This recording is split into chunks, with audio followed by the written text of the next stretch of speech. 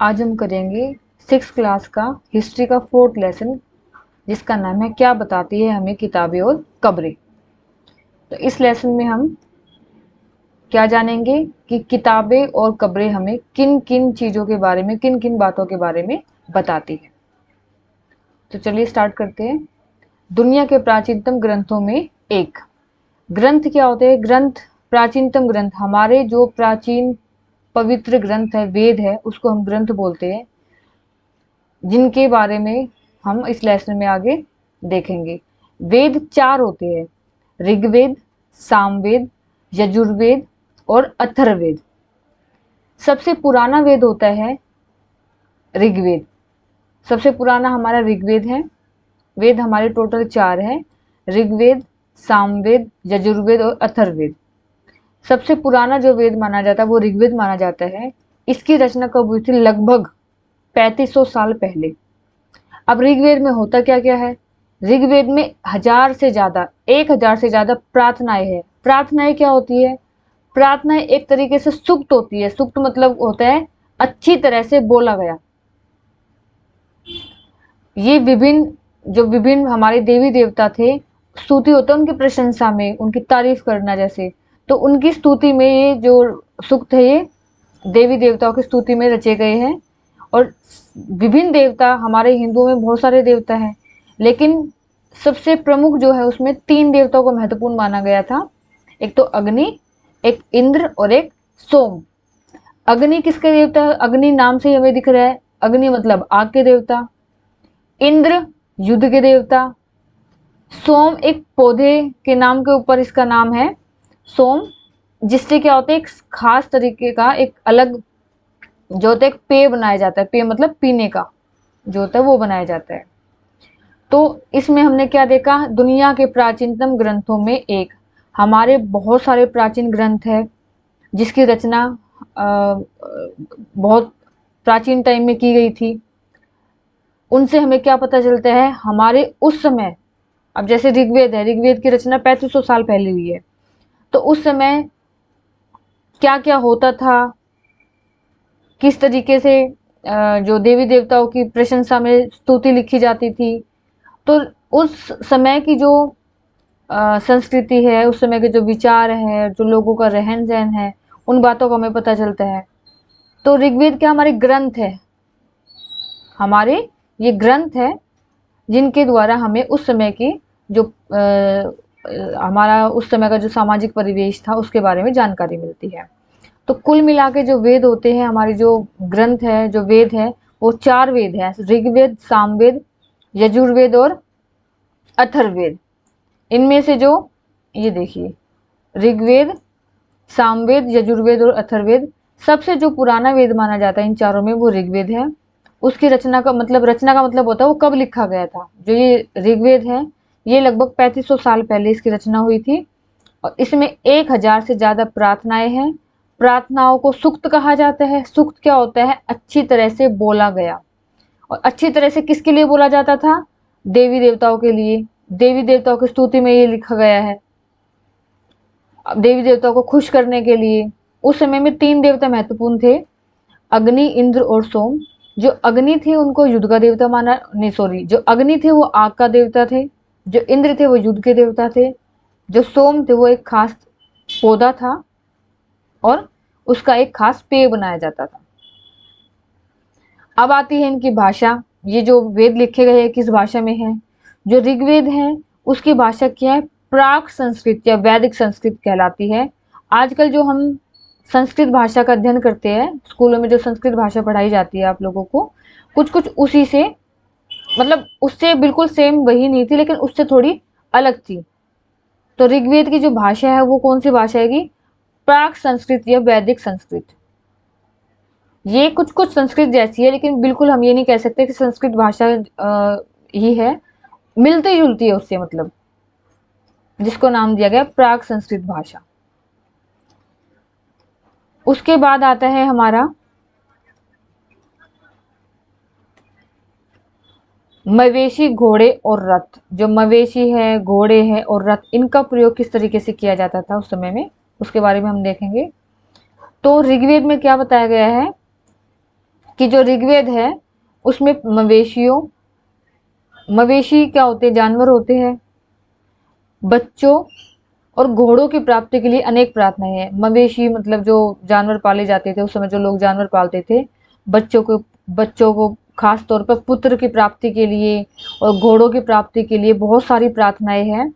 घोड़ों का यूज किस लिए किया जाता था? घोड़ों का काम क्या था? जब लड़ाई होती थी तो उस समय जो रथ होते थे, रथों को खींचने के लिए घोड़ों जो थे घोड़े काम में लाए जाते थे। और जिन लड़ाइयों में शासक जीत जाता था, वो क्या करता था, जीतने के बाद मवेशी लाते थे जीत के, उस एरिया में जितने भी मवेशी होते थे उनको ले आते थे।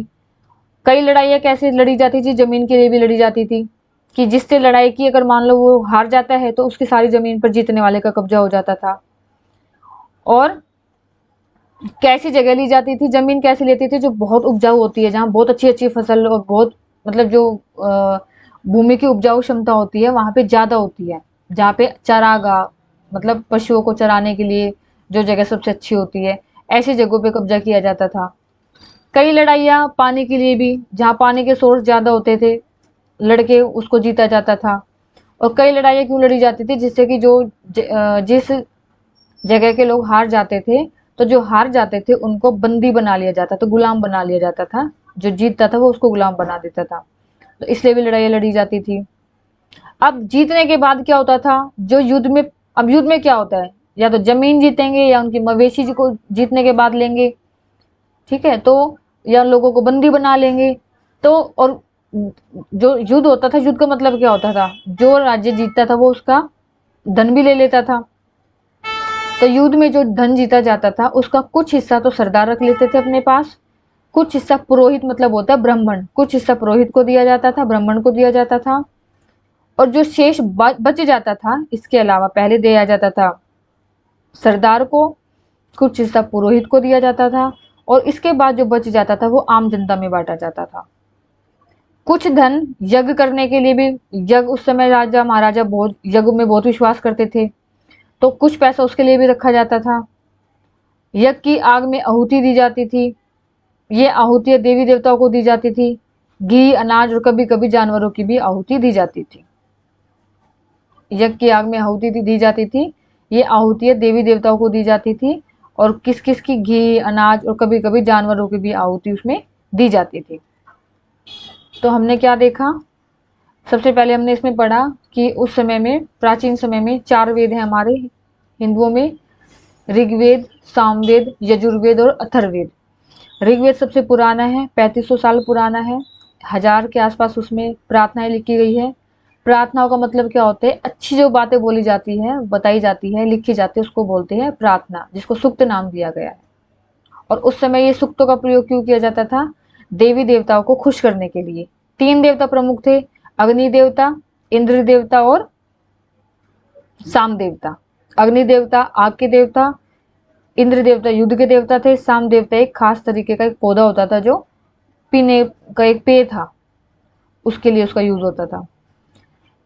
तो उसके बाद हमने देखा वहां पे उस समय लड़ाइयाँ क्यों लड़ी जाती थी? या तो मवेशियों को जीत लेते थे लड़ाइयों में, जानवरों को, जमीनों पे कब्जा कर लेते थे, अच्छी जो उपजाऊ जमीन होती थी, लोगों को बंदी बना लेते थे जो हार जाते थे। जो पैसा उनको जीत में मिलता था, जो धन लूटते थे, वो उस धन को, जो युद्ध में धन लूटा जाता था, कुछ धन सरदार को दिया जाता था, कुछ पुरोहित ब्राह्मणों को दिया जाता था, उसके बाद जो बचता था वो आम जनता में बांट दिया जाता था। उसके बाद हमने क्या देखा? लोगों की विशेषता बताने वाले शब्द। इसमें जो जो मैं अंडरलाइन किया हुआ आपको भाग समझा रही हूँ वो मोस्ट इंपॉर्टेंट है, उसी को मैं एक्सप्लेन कर रही हूँ। जो आपके जो इस लेसन में जो जो मेन मेन टॉपिक है, जो जो इम्पोर्टेंट है, वो मैंने अंडरलाइन किया है और उसको मैं एक्सप्लेन कर रही हूँ। जहाँ मुझे बाकी इसके अलावा लगेगा आपको कि मतलब बताने के लिए इम्पोर्टेंट है या आपके एग्जाम में आने की उससे इम्पोर्टेंट है, वो भी मैं एक्सप्लेन कर दूंगी। अब क्या आता है? लोगों की विशेषता बताने वाले शब्द। ऐसे 2 समूह हैं जिनका वर्गीकरण काम के आधार पर किया गया है। एक तो पुरोहित, जिन्हें क्या कहा जाता था? कभी कभी ब्राह्मण भी कहा जाता था। पुरोहित का मतलब ब्राह्मण होता है। ये ब्राह्मण काम क्या करते थे? ये अलग अलग तरीके के यज्ञ करते थे, अनुष्ठान करते थे, आपको पता है ब्राह्मण का काम, पुरोहित का काम क्या होता है? पूजा पाठ करना होता है, यज्ञ करना होता है। तो जो पुरोहित थे वो यज्ञ करने का काम करते थे, और दूसरे जो लोग होते थे वो कौन होते थे? राजा। लेकिन जैसे आज के समय में नहीं, इससे पहले जो राजा हुए वो बड़े बड़े महलों में रहते थे, उनके पास बड़ी बड़ी सेना होती थी, राजसी ठाट बाट होते थे उनके। इस समय के राजा ऐसे नहीं होते थे। धीरे धीरे लेकिन इनकी शुरुआत हुई, इन्होंने भी सेना रखनी शुरू की, लेकिन शुरुआत में ये ऐसे नहीं होते थे। इनके कोई ज्यादा राजसी ठाट नहीं होते थे, ना इनके पास बहुत बड़ी सेना होती थी, ना इनके पास बहुत बड़ा महल होता था रहने के लिए।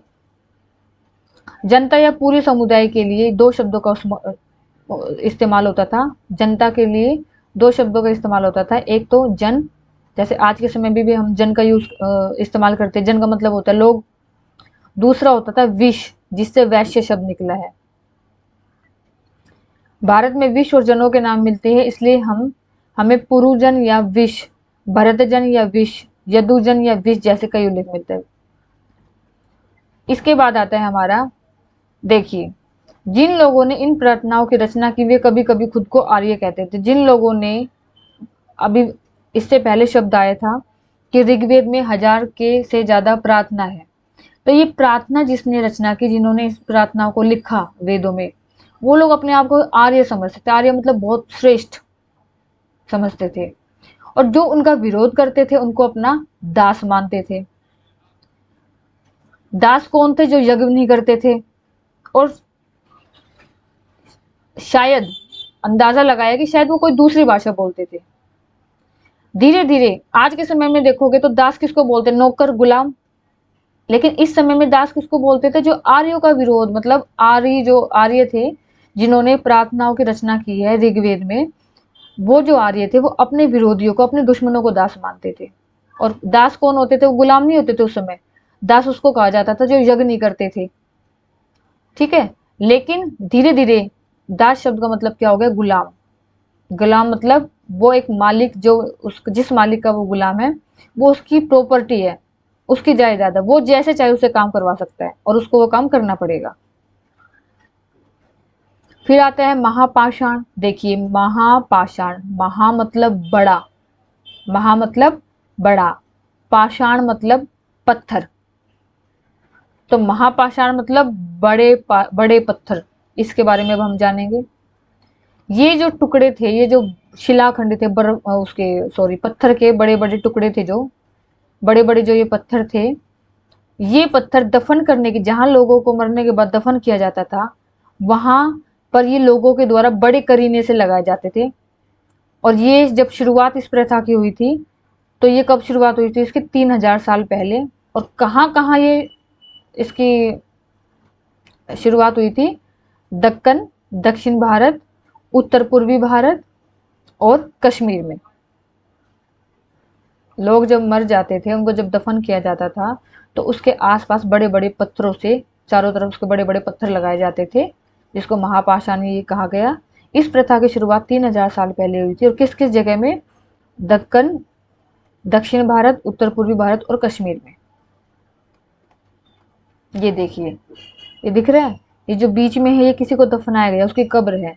और ये देखिए बड़े बड़े महापाषाण, बड़े बड़े ये पत्थर इसके चारों तरफ लाइन में लगाए गए हैं। ये महापाषाण है, जो बड़े बड़े पत्थर है महापाषाण है, और बीच में ये कब्र है।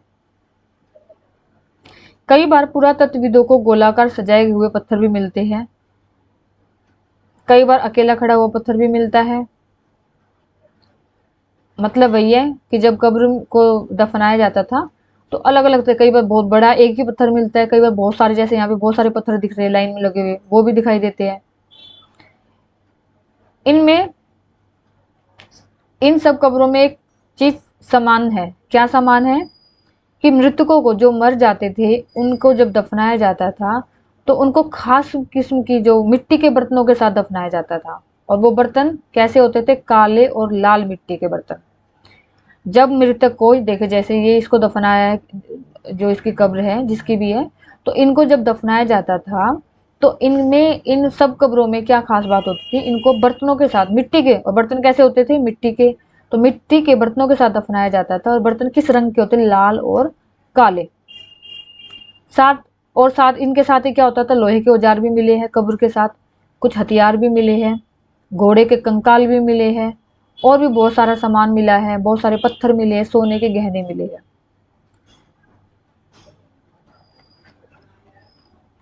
लोगों की सामाजिक असमानताओं के बारे में पता करना। देखिए, सामाजिक असमानता का मतलब होता है समाज में रहने वाले लोगों में अंतर होना। अब ये अंतर किस प्रकार का था? जब लोगों को दफनाया गया था कब्र में, तो कुछ लोगों के पास तो महंगी महंगी चीजें मिली है कब्र में, जैसे 33 सोने के मन के मिले हैं, शंख मिले हैं। कुछ के पास सस्ती चीजें मिली है, जैसे कंकाल, मिट्टी के बर्तन मिले हैं। इसका मतलब क्या हुआ? जो अमीर लोग हैं उनके पास ऐसी चीजें मिली है, जैसे सोने के शंख, सॉरी, सोने के मन के हो गए, शंख हो गए। इसका मतलब क्या हुआ? ये अमीर लोग हैं। जो गरीब लोग थे उनके पास मिट्टी के बर्तन मिले हैं। तो इसका मतलब उस समय भी लोगों में भेदभाव था, सामाजिक असमानता थी। कुछ अमीर थे, कुछ गरीब थे, उसी हिसाब से उनकी जो कब्र थी उनके पास वो चीजें मिली है।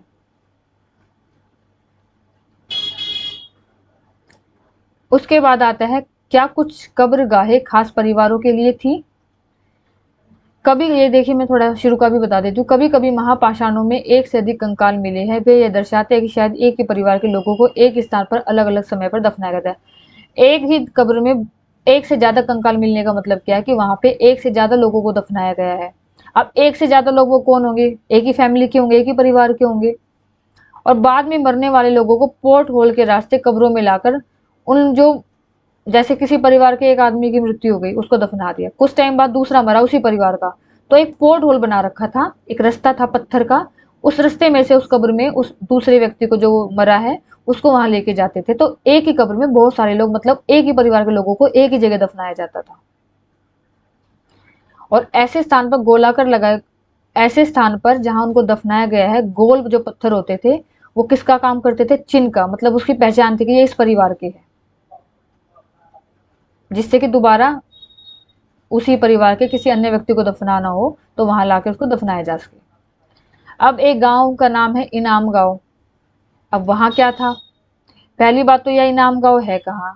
ये जो भीमा नदी है, भीमा है, उसकी सहायक नदी है जो घोड़, उसके किनारे एक जगह का नाम है। ठीक है, आपको सिंपल ये ध्यान रखना है कि इनाम गांव एक जगह का नाम है। अब ये क्या, कैसी जगह थी? इस जगह पर 3600 से 2700 साल पहले लोग रहते थे। यहाँ वयस्क लोगों को प्राय गड्ढे में सीधा लिटाकर, जो वयस्क कौन होता है? जो 18, मतलब 18 साल या उस समय शायद 21 साल आयु होती होगी, जो वयस्क लोग होते थे, मतलब ना बच्चे होते थे ना बुजुर्ग होते थे, जो बीच के लोग होते हैं, उनको क्या करते थे? गड्ढे में सीधा गड्ढा खोदा जाता था, गड्ढे में उनको सीधा लिटाकर दफनाया जाता था। और ये ध्यान रखा जाता था कि उनका सर ऊपर की ओर हो, ऊपर मतलब उत्तर की ओर हो। कई बार उन्हें घर के अंदर ही दफना दिया जाता था। ऐसे बर्तन जिनमें शायद खाना और पानी हो, दफनाए गए शव के पास रखे जाते थे, क्योंकि ये माना जाता था कि मरने के बाद भी जीवन होता है, इसलिए उनके खाने पीने के लिए भी सामान रखा जाता था। एक आदमी को 5 कमरों वाले मकान के आंगन में 4 पैरों वाले मिट्टी के एक बड़े से संदूक में दफनाया गया था। बस्ती के बीच में बसा वह गांव के सबसे बड़े घरों में से एक था, और एक अनाज का गोदाम भी था। एक आदमी को क्या किया गया था? उसी के घर में दफनाया गया था। वो गांव का सबसे बड़ा घर था, और वहां क्या मिला? एक अनाज का गोदाम भी मिला है। अब इनाम गांव जो था, यहाँ लोग क्या काम करते थे, क्या खाते थे, क्या करते थे लोग? इनाम गांव के पुरातत्वविदों को गेहूं मिला है, जौ मिला है, चावल मिला है, दाल मिली है, बाजरा मिला है, मटर मिली है, तिल के बीज मिले हैं। इसका मतलब वे लोग गेहूं, जौ, चावल, दाल, बाजरा, मटर और तिल खाते होंगे। जानवरों की हड्डियां भी मिली है। इसका मतलब वो जानवरों को भी खाते होंगे, क्योंकि हड्डियों पे काटने के निशान है। इसका मतलब क्या हुआ? वो मांसाहारी भी थे, जानवरों को भी खाते थे। तो इनाम गांव में लोग क्या खाते थे? गेहूं, दाल, बाजरा, मटर, तिल, जौ। उसके अलावा वो मांसाहारी भी थे, क्योंकि बहुत सारे हमें हड्डियों पे भी कई जानवरों की हड्डियां मिली है जिस पे काटने के निशान है। गाय, बैल, भैंस, बकरी, भेड़, कुत्ता, घोड़ा, गधा, सुअर, सांबर, चितकबरा, हिरन, कृष्ण मृग, खरहा, नेवला, चिड़िया, खड़ियाल, कछुआ, केकड़ा और मछली की हड्डियां भी मिली है। इनकी हड्डियां मिलने का मतलब क्या है? ये भी उस समय, ये जानवर, ये पक्षी भी उस समय थे। और बेर, आंवला, जामुन, ये जो फल है खजूर, ये भी उस समय की कुछ निशानी मिली है जिससे पता चलता है कि ये लोग इनको भी खाते थे। तो इस लेसन में हमने क्या पढ़ा, वेदों के बारे में पढ़ा। 4 वेद, ऋग्वेद, सामवेद, यजुर्वेद, अथर्ववेद। ऋग्वेद की रचना 3500 साल पहले हुई थी। उसमें प्रार्थनाएं हैं 1000 से ज़्यादा, जिसका मतलब होता है सूक्त। सूक्त का मतलब होता है अच्छे से बोला हुआ। ऋग्वेद के समय में 3 देवताओं को सबसे ज़्यादा माना जाता था, इंद्र देवता, अग्नि देवता, सोम देवता। उसके बाद हमने देखा महापाषाण, बड़े बड़े पत्थर जो कब्रों के आसपास लगा के जिनको दफनाया जाता था। फिर हमने देखा कि उस समय इनाम गांव जो था, एक गांव था, वहाँ लोग कैसे रहते थे, क्या काम करते थे, क्या खाते थे। लोगों में भी अंतर होता था, कुछ अमीर होते थे जिनके आसपास महंगी चीज़ें मिली है दफनाने के दौरान। जो लोग गरीब थे उनके पास मिट्टी के बर्तन मिले, इसका मतलब वो लोग गरीब लोग होते थे। तो सामाजिक अंतर भी था, अमीर और गरीब का अंतर भी था। तो ये लेसन हमारा खत्म होता है। अब इसमें कुछ इंपॉर्टेंट देख लेते हैं, कुछ महत्वपूर्ण तिथियां। देखो, वेदों की रचना कब हुई, 3500 साल पहले। महापाषाण जो बड़े बड़े पत्थर है, उसके निर्माण की शुरुआत कब हुई, 3000 साल पहले। इनाम गांव जो हमने जिसके बारे में अभी लास्ट में देखा, उसमें कृषकों का निवास, किसानों का जो रहना था, निवास था, उसका आरंभ कब हुआ, 3600 से 2700 साल पहले। चरक चिकित्सा शास्त्री थे, इन्होंने किताब लिखी है चरक संहिता। इनका कब हुआ, 2000 साल पहले। स्टार्टिंग से मैं एक बार आपको दिखा देती हूँ हमने इस लेसन में क्या क्या देखा। ये देखिए,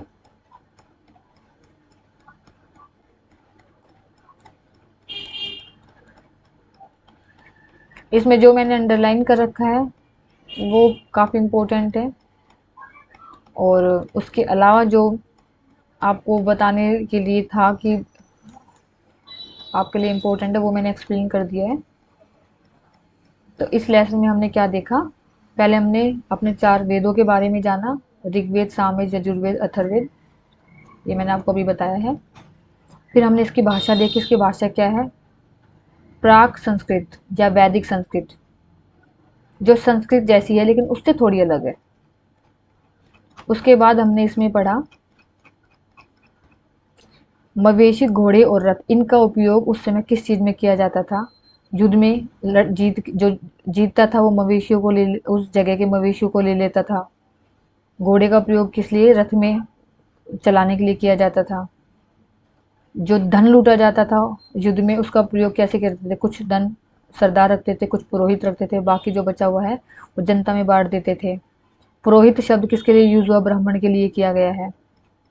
वेद यज्ञ का काम कौन करता था, राजा करते थे। मतलब यज्ञ ब्राह्मण करते थे लेकिन करवाता कौन था, राजा। पूरे जो जनता थी उसके लिए जन शब्द का यूज होता था। ऋग्वेद में कैसे कैसे शब्द मिले हमें, विष मिला है, जन शब्द मिला है। दस्यु या दास, पहले जो अपने जिन्होंने प्रार्थनाओं की रचना की ऋग्वेद में, वेदों में, वो अपने आप को सबसे श्रेष्ठ मानते थे, सबसे ऊपर, जिसको आर्य कहा जाता है, और अपने दुश्मनों को मानते थे दस्यु, दास। ये वो दास नहीं जो गुलाम थे, सिर्फ नाम दिया गया था। धीरे धीरे गुलाम, इन दास का मतलब हो गया गुलाम। जो मालिक होंगे वो जैसा काम उनसे चाहे करवा सकते हैं, वो मालिक की प्रॉपर्टी होंगे। फिर हमारा महापाषाण काल, 3000 साल पहले इसकी शुरुआत हुई। कहाँ कहाँ ये पाया गया, दक्कन, दक्षिण भारत, उत्तर पूर्वी भारत और कश्मीर में।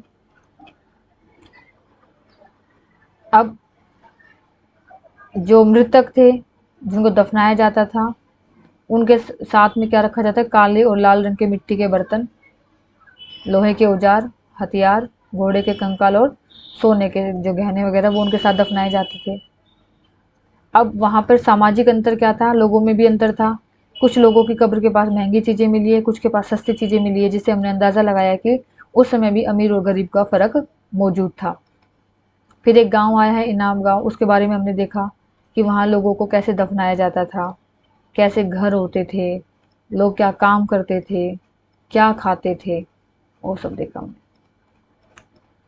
अगर आपने ये लेसन अच्छे से देखा है तो आपके सारे जो क्वेश्चंस है उसके आंसर आप सारे अपने आप ही कर लोगे। ये देखिए, जैसे सूक्त है, सूक्त क्या है, अच्छी तरह से बोला गया। सूक्त क्या है, अच्छी तरह से बोला गया। उसके बाद आता है रथ, रथ क्या होगा, युद्ध में प्रयोग किया जाता था। यज्ञ, अनुष्ठान।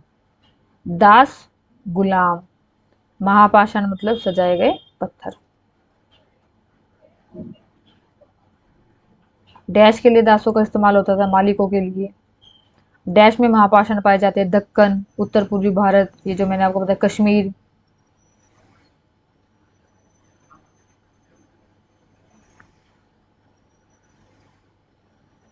इसके बाद जमीन पर गोले में लगाए गए पत्थर या चट्टान डैश का काम करते थे। पोर्ट होल का इस्तेमाल डैश के लिए होता था। इनाम गांव के लोग क्या खाते थे, गेहूं, जौ, मटर। पोर्ट होल का इस्तेमाल किस लिए किया जाता था, कब्र में एक पत्थर के सुराख होता था, उसमें सुराख करके एक जगह से दूसरी जगह जाने के लिए इसका इस्तेमाल किया जाता था।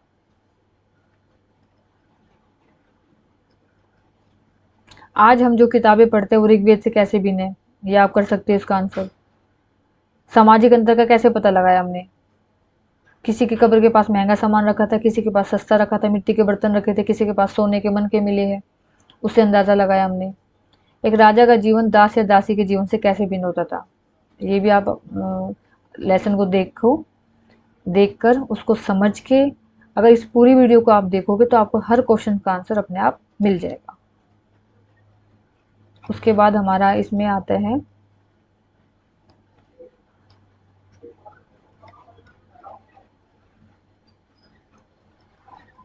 जमीन पर गोले में लगाए गए पत्थर या चट्टान डैश का काम करते थे। इसमें भी महापाषाण का या जगह महापाषाण का काम करते थे। ये इस लेसन में इनाम गांव के बारे में, ऋग्वेद के विषय में, ये काफ़ी इम्पोर्टेंट है। उसके बाद सामाजिक असमानता किन किन चीज़ों से हमें पता चली है। उसके अलावा इसमें आएगा